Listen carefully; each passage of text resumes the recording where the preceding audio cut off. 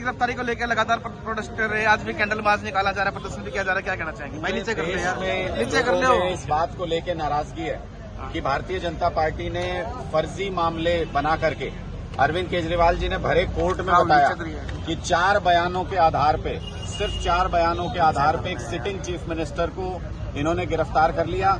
और वो चारों के चारों बयान ऐसे हैं जिसमें पहले 10 बार उन्होंने बयान दिया जिसमें अरविंद केजरीवाल जी का नाम नहीं लिया, उसको ऑन रिकॉर्ड नहीं रखा। 11वें बयान को जब उन्होंने दबाव में आके टूट के केजरीवाल जी का नाम लिया, उसको ऑन रिकॉर्ड रख लिया और अरविंद केजरीवाल जी को गिरफ्तार कर लिया। लोगों के अंदर इस बात को लेकर जबरदस्त गुस्सा है, इसलिए पूरे देश के अंदर रोष प्रदर्शन हो रहे हैं, विरोध प्रदर्शन हो रहे हैं। गोहाना में आज होने वाला ये विरोध मार्च, ये मशाल मार्च उसी का एक हिस्सा है। क्या कहना चाहोगे जिस तरह से गिरफ्तारी की है, तो उसको विरोध क्या कहना चाहोगे? नहीं, हम तो स्पष्ट तौर पे ये कहते हैं कि ये पीएमएलए एक्ट में ये कहते हैं प्रोसीड ऑफ क्राइम, कि मतलब क्राइम का पैसा कहाँ गया।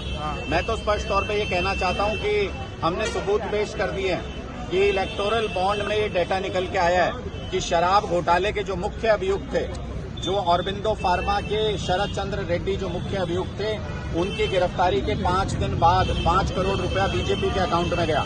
और कुल मिला के उनकी जमानत जब उन्होंने अप्लाई की तो ईडी ने उसका विरोध नहीं किया, और जब जमानत हो गई तो कुल मिला के 60 करोड़ रुपया शराब के इस शराब घोटाले के मुख्य अभियुक्त ने भारतीय जनता पार्टी के अकाउंट में दिया है। तो ये क्राइम का पैसा, प्रोसीड ऑफ क्राइम तो भारतीय जनता पार्टी के अकाउंट में जा रहा है, जिससे वो 5 स्टार जगह जगह पे अपने दफ्तर बना रहे हैं। हमारा ये कहना है कि नड्डा साहब की जांच कब करोगे, मोदी जी को सम्मान कब दोगे, कब अमित शाह जी को गिरफ्तार करोगे, तो चुप्पी साध जाती है ईडी भी, सीबीआई भी, सारी एजेंसी। लेकिन ईडी तो कह रही है कि गोवा चुनाव में 100 करोड़ रुपए का जो है चंदा दिया गया है आप पार्टी द्वारा। तो भारतीय जनता पार्टी के एजेंट है ईडी, तो वो तो कहेंगे ही। हम ये कह रहे हैं आज तक इतने 250 से ज्यादा रेड किए हैं इन्होंने हमारे नेताओं पे।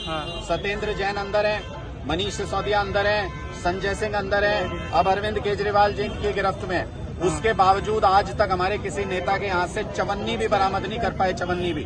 और हम 60 करोड़ रुपए का सबूत दे रहे हैं कि भारतीय जनता पार्टी के अकाउंट में गया है। तो जनता खुद समझती है कि कौन घोटालेबाज है, कौन भ्रष्टाचारी है और कौन ईमानदार है।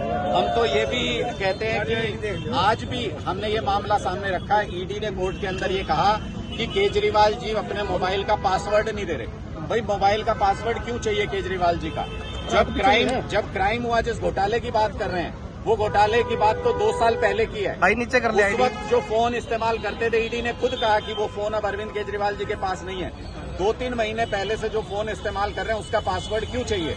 ईडी को घोटाले की जांच नहीं करनी, ईडी को 2-3 महीने पहले के फोन का पासवर्ड इसलिए चाहिए क्योंकि उसके अंदर हमारे इलेक्शन के प्लान्स हैं, उसके अंदर इंडिया गठबंधन के नेताओं के साथ अरविंद केजरीवाल जी की बातचीत है, उसके अंदर हमारे सीट बाय सीट सर्वे हैं जहां भी आम आदमी पार्टी लड़ रही है। ये ईडी को नहीं चाहिए पासवर्ड अरविंद केजरीवाल जी के फोन का, ये भारतीय जनता पार्टी को पासवर्ड चाहिए क्योंकि उनको वो प्लान जानना है। उनको लग रहा है कि हारेंगे इंडिया गठबंधन के हाथों भारतीय जनता पार्टी के कैंडिडेट, इसलिए हमारा सीक्रेट प्लान जानना। तो आपको लगता है कि चुनाव को लेकर जो है फंसाया जा रहा है कहीं ना कहीं अरविंद केजरीवाल? पूरी तरह से ये राजनीतिक साजिश है और इसका लोग राजनीतिक रूप से इनको जवाब देंगे, आप देखते जाइए।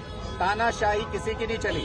चुनाव तो सद्दाम हुसैन भी कराता था, चुनाव तो पुतिन भी कराते हैं रशिया में, लेकिन इंडिया को हम सद्दाम हुसैन की तरह इराक नहीं बनने देंगे, इंडिया को हम रशिया की तरह, पुतिन साहब की तरह चुनाव नहीं कराने देंगे। यहाँ पे लोकतंत्र का राज है, लोकतंत्र का राज रहेगा। जो भी तानाशाही लाना चाहेगा लोग उसको उखाड़ फेंकेंगे। आपके एक सांसद ने जो है बीजेपी ज्वाइन की है, उनकी किस्मत में नहीं होगा सत्ता में आकर के वापस संसद में जाना। वो एक हारे हुए उम्मीदवार थे, विधानसभा चुनाव में एक हारे हुए उम्मीदवार थे। आम आदमी पार्टी के कार्यकर्ताओं ने अपनी ताकत के दम पर उनको संसद भेजा, उनकी किस्मत में नहीं होगा। ऐसे बहुत से लोग पंजाब में पहले भी छोड़ के गए थे, आज अपना माथा पीट के रो रहे हैं कि सरकार में होते, अगर आम आदमी पार्टी में होते। तो मुझे लगता है ऐसे लोगों का कोई मायने नहीं है। आम आदमी पार्टी कार्यकर्ताओं के कंधों पर टिकी हुई पार्टी है, जिसको चाहेंगे उसको जिता के संसद भेजेंगे। पंजाब में इंडिया गठबंधन नहीं किया गया। पंजाब की परिस्थितियां और बाकी जगह की परिस्थितियां अलग हैं। पंजाब में हम लोग सरकार में और कांग्रेस मुख्य विपक्षी दल है। हम नहीं चाहते कि किसी भी तरीके का कोई पॉलिटिकल फायदा गठबंधन की वजह से दूसरी पार्टियों को हो, भारतीय जनता पार्टी को हो। इसलिए पंजाब में विचार विमर्श करके आपसी सहमति से निर्णय हुआ कि वहां अलग अलग चुनाव लड़ेंगे और बाकी जगह एक साथ चुनाव। चूंकि वहां पर मुख्य मुकाबला आम आदमी पार्टी और कांग्रेस के बीच में, इसलिए बहुत सारे लोग ऐसे भी हैं जो गठबंधन अगर होता है तो मुख्य विपक्षी दल भारतीय जनता पार्टी और उनकी अलाइज बन जाते वहाँ पे। हम ऐसी स्थिति नहीं करना चाहते।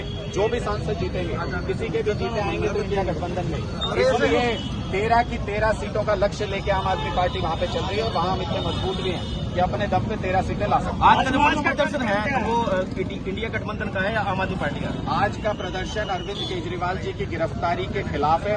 आज का प्रदर्शन ईडी की राजनीतिक साजिश के खिलाफ है। आज का प्रदर्शन भारतीय जनता पार्टी के उस डर के खिलाफ है जो वो आम आदमी पार्टी और इंडिया गठबंधन से डर रहे हैं। सभी आमंत्रित हैं, बहुत सारे सामाजिक कार्यकर्ता भी यहाँ पर हैं, बहुत सारे आम आदमी पार्टी के कार्यकर्ता भी यहाँ पर हैं। इस तरीके के जो भी कार्यक्रम होते हैं उसमें सभी लोग आमंत्रित हैं। जो भी विरोध जताना चाहते हैं वो सब आम आदमी पार्टी कांग्रेस के साथ गठबंधन किए हुए, जबकि सबसे पहले आम आदमी पार्टी ने तो कांग्रेस पर ही भ्रष्टाचार का आरोप लगाया। बहुत से लोग ये सवाल पूछते हैं कि आप तो कांग्रेस पे कई सारे सवाल खड़े करते थे, कई मुद्दों के ऊपर उनके ऊपर सवाल खड़े करते थे, फिर ये गठबंधन क्यों? हमारा कहना स्पष्ट है कि ये देश बचाने के लिए गठबंधन किया और देश बचाना सबसे महत्वपूर्ण है। कल को अगर चुनाव ही नहीं होंगे, तानाशाही आ जाएगी, तो फिर अच्छे और बुरे में से आपका चुनने का अधिकार भी चला जाएगा। आपका वो अधिकार